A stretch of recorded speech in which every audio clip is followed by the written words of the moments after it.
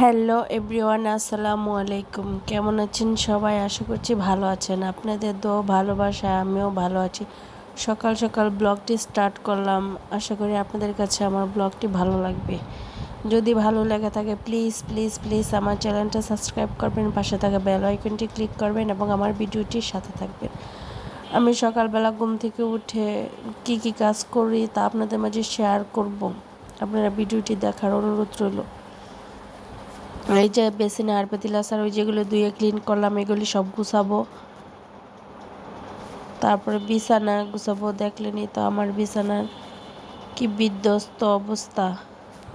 সকাল থেকে সকাল এই যে বারান্দা কাপড়গুলি এগুলি বাস করবো, নিয়ে আসা শুকাইছে।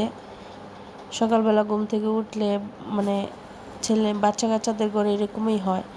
আর যে দেখেন আমার বিছানাটা একদম ক্লিন করা শেষ, আমি ভিডিও করতে পারি নাই।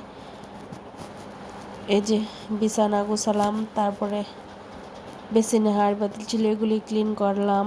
এই যে এখানে তরকারি গরম বসালাম, ফ্রিজে ছিল তরকারি, বের করে এখন গরম করলাম, খাবো, নাস্তা খাবো, এই জন্য বের করলাম।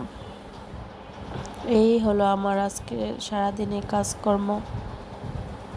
আমরা মেয়ে মানুষ হয়ে জন্ম নিচ্ছি, দেখেন আমরা আপনকে পর করতে হয়, পরকে আপন করতে হয়, এই আমাদের নিয়তি, তাই না?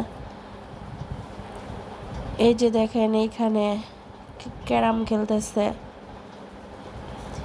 কথায় বলে শীতের আকাশে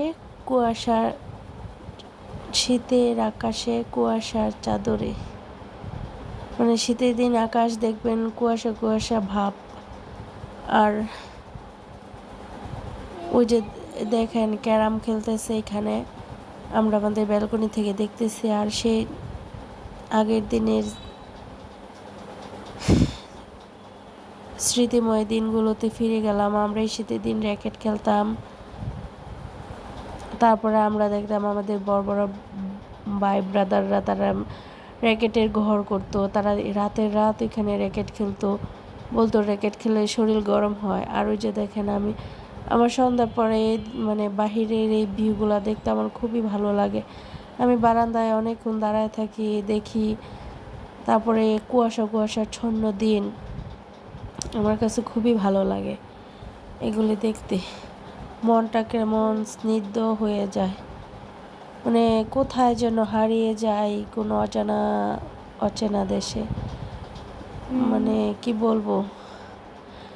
সবাই ভালো থাকবেন, সুস্থ থাকবেন, আমার ভিডিওটির সাথে থাকবেন।